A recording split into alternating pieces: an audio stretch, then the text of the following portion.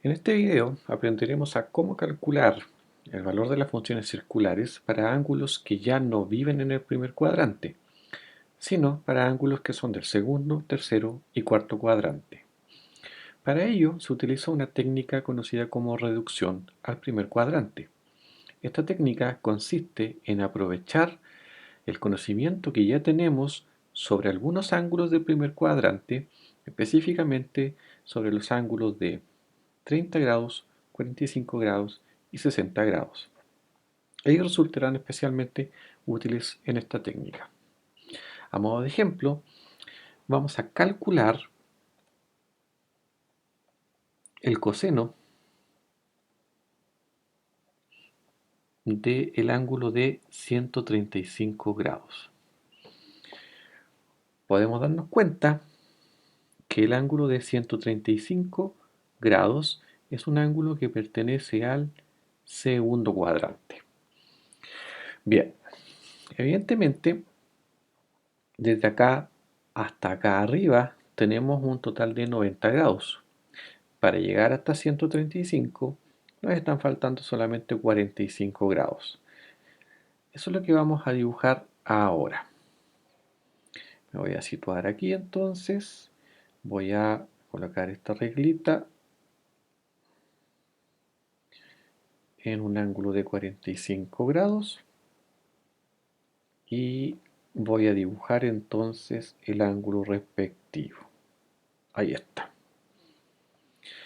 De tal forma entonces que nuestro ángulo de 135 grados es un ángulo que parte acá, da toda la vuelta hasta llegar hasta este punto en particular. Aquí tenemos los 135 grados en total. Bien, para poder entonces calcular el coseno de 135 grados usando la técnica llamada reducción al primer cuadrante, lo que nosotros debemos hacer es considerar el espejo o el simétrico de este segmento rectilíneo en color rojo en el primer cuadrante. Es decir, vamos a considerar que este segmento de acá se va a reflejar en el eje Y como si fuese un espejo, de tal manera que en el primer cuadrante vamos a obtener su reflejo de la siguiente manera. Aquí en este caso es bastante útil contar con una regla que nos vaya ayudando a dibujar de la forma más precisa posible. En este caso yo estoy utilizando la herramienta que me permite usar este software. Y veremos entonces que si yo reflejo este segmento respecto al eje Y, obtendremos más o menos lo siguiente en el primer cuadrante. Ese reflejo tiene una particularidad muy importante. La particularidad es que si nosotros consideramos acá este puntito y miramos su respectiva coordenada en el eje X, el puntito de acá tiene exactamente la misma coordenada en el eje X pero con signo contrario. Si miramos este puntito de acá, su respectiva coordenada en el eje Y, nos daremos cuenta que es exactamente la misma coordenada del eje Y de este punto de acá.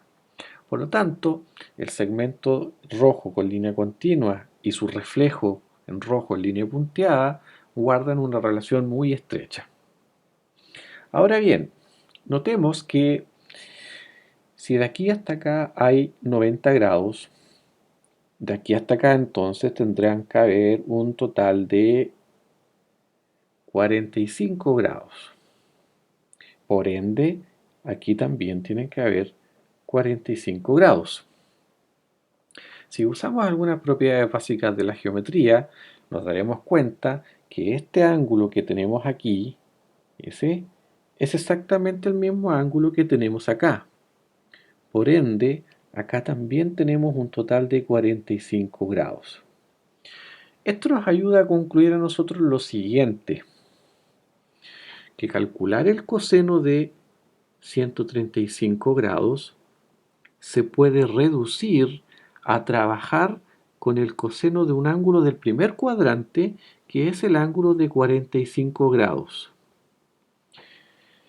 Sin embargo, todavía no estamos listos, ya que todavía nos falta aplicar la regla todas sin tacos para identificar el signo que corresponde a la función coseno del ángulo de 135 grados. Como el ángulo pertenece al segundo cuadrante, recordaremos según las reglas mnemotécnicas, todas en el primer cuadrante, sin el seno y la cosecante serán positivas en el segundo cuadrante y todas las demás deben ser negativas.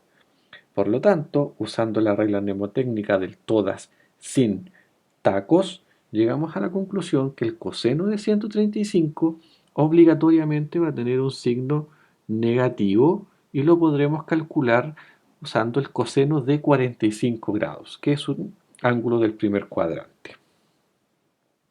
Ahora bien, si nosotros queremos saber cuánto es el coseno de 45 grados, simple y sencillamente recurrimos a una tablita que ya habíamos construido anteriormente y aquí podemos observar que el coseno de 45 grados es raíz de 2 partido por 2. De esta forma, entonces, llegamos a la conclusión de que el coseno de 135 grados es lo mismo que el coseno de 45, pero con signo negativo, usando la regla todas sin tacos, de raíz de 2 partido por 2. Ese es el valor entonces respectivo. Coseno de 135 es igual a menos raíz de 2 partido por 2. Ahora bien, si nosotros quisiéramos calcular, por ejemplo, si nosotros quisiéramos calcular la tangente de 135, ya sabemos que vamos a tener que calcular en definitiva la tangente de 45 grados por ser este su ángulo equivalente en el primer cuadrante. Usando la regla todas positivas en el primer cuadrante, seno positivo y cosecante positivo en el segundo cuadrante, llegamos a la conclusión que la tangente también debe ser negativa entonces en ese segundo cuadrante. De esa forma podemos calcular todas las funciones circulares que nosotros necesitamos. Hagamos otro ejemplo para un ángulo del tercer cuadrante.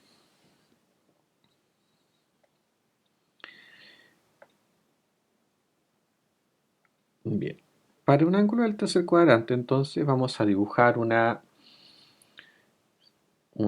eje de coordenadas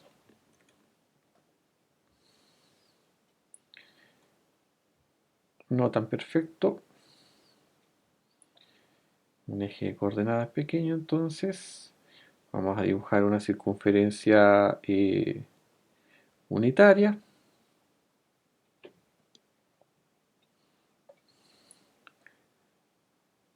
La circunferencia unitaria siempre es útil para trabajar con reducción al primer cuadrante. Y vamos a calcular entonces el coseno para el ángulo, o el coseno o cualquier función circular, da igual, para el ángulo de un ángulo del tercer cuadrante. Por ejemplo, calcular el seno de 240 podríamos calcular. Seno de 240. Bien, de esta forma entonces nosotros nos podemos dar cuenta que desde aquí hasta acá tenemos un total de 180 grados. Para llegar a 240 nos faltan 60 grados. De esa forma entonces vamos a considerar un segmento en color rojo que nazca de aquí, como este por ejemplo, de tal forma que de aquí hasta acá tengamos un total de 240 grados, y como de aquí hasta acá tenemos 180, para completar los 240 nos están faltando un total de 60 grados. De esta manera, el ángulo de 240 grados que nosotros tenemos acá es un ángulo que vive en el tercer cuadrante. Me gustaría entonces saber quién es su equivalente en el primer cuadrante y para ello, recuerden, solamente debemos reflejar este segmento en el respectivo primer cuadrante. Ese reflejo será, como nosotros podemos ver a continuación, algo más o menos así. Y usando un concepto de la geometría que se llama ángulos opuestos por el vértice, nos podemos dar cuenta entonces que este ángulo también vale 60 grados. Por lo tanto, si yo quiero calcular el seno de 240, me queda más que claro que debo calcular también el seno de 60 grados, puesto que ese es su equivalente en el primer cuadrante. Y usando la famosa regla todas sin tacos, llegamos a la conclusión que en el tercer cuadrante solamente son positivas la tangente y la cotangente. Por lo tanto, el seno va a tener signo negativo. De esa forma, entonces, esto será menos el valor del seno de 60 grados, el cual podemos siempre recurrir a nuestra tabla de valores para llegar a la conclusión que el seno de 60 grados es raíz de 3 partido por 2. Raíz de 3 partido por 2. Es decir, esto vale menos raíz de 3 partido por 2. Usando simetría, entonces, podemos de manera bastante sencilla calcular todas las funciones circulares para ángulos, algunos ángulos que están en el segundo, tercer y cuarto cuadrante. Ustedes podrán darse cuenta que estos ángulos siempre se pueden obtener sumando 90 más 30 grados o más 45 grados o más 60 grados, o en su defecto sumando 180 grados más 30 grados o más 45 grados o más 60 grados, o para ángulos del cuarto cuadrante que sería sumar 270 grados más 30 grados más 45 grados más 60 grados. Todas esas combinaciones posibles usted las puede calcular usando ángulos del primer cuadrante, usando la técnica llamada reducción al primer cuadrante. ¿Por qué solamente esas combinaciones? Porque son los valores que nosotros ya conocemos. Conocemos de antemano en la tablita que yo les enseñé a construir en un video anterior. Ahora bien, vamos a definir algo que ya debiese ser relativamente conocido por ustedes. Probablemente en la enseñanza media vieron un concepto de trigonometría, en donde ustedes ya conocen un triángulo rectángulo, que es aquel triángulo que tiene un ángulo recto en su interior. He dibujado en uno de los otros ángulos a alfa, un ángulo alfa cualquiera, que no es el ángulo recto, eso me interesa. El alfa pudo haber estado acá o bien pudo haber estado allá, da lo mismo. Dependiendo de la ubicación de alfa, se definen en un triángulo rectángulo tres cosas importantes. El lado que se opone al ángulo se conoce como cateto opuesto. El lado que está contiguo más bien dicho, al ángulo se conoce como cateto adyacente. Mientras que el otro lado, el más grande del triángulo rectángulo, se conoce como hipotenusa. Con eso nosotros podemos definir algo que se conoce como razones trigonométricas.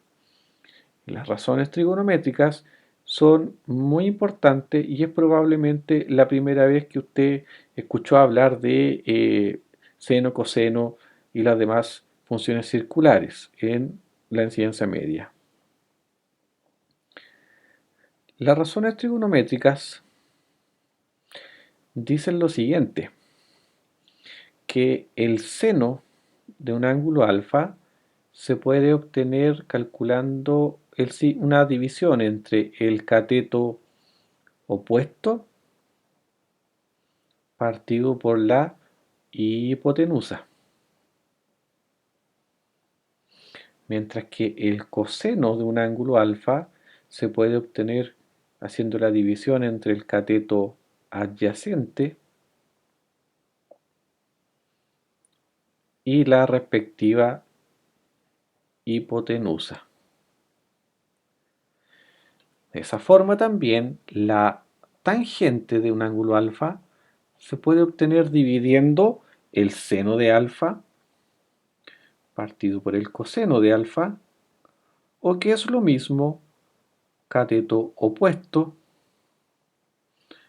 partido por cateto adyacente. Podemos definir también las otras tres funciones, razones trigonométricas, no funciones, razones trigonométricas. La contraria al seno, recuerden que se llama cosecante. Y como es contraria al seno, podemos definirla entonces como hipotenusa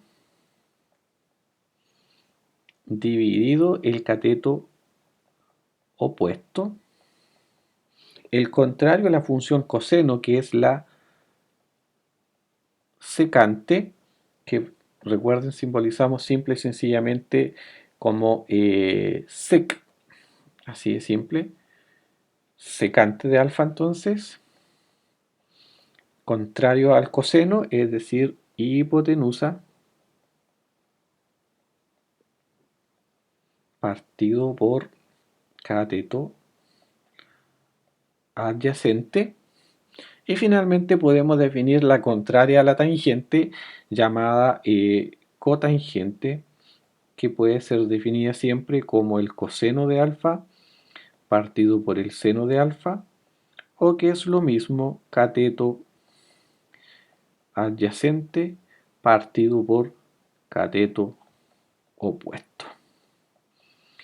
Estas son entonces las razones trigonométricas que son coincidentes con las funciones circulares, y la gran diferencia es que las funciones circulares se calculan para números reales, tienen un respectivo dominio y un respectivo recorrido, pero las razones trigonométricas son fórmulas que se obtienen en el triángulo rectángulo, específicamente en el triángulo rectángulo. Sin embargo, las definiciones de las funciones circulares y de las razones trigonométricas son totalmente equivalentes, pudiéndose usar una u otra sin ningún inconveniente. Bien, de todas formas es siempre aconsejable que cuando estamos trabajando con un triángulo rectángulo usemos el concepto de razones trigonométricas. Más adelante vamos a ver unos teoremas bastante importantes donde utilizaremos estas razones trigonométricas bastante seguido. Bien, eso fue todo por el momento. Nos vemos en un siguiente video.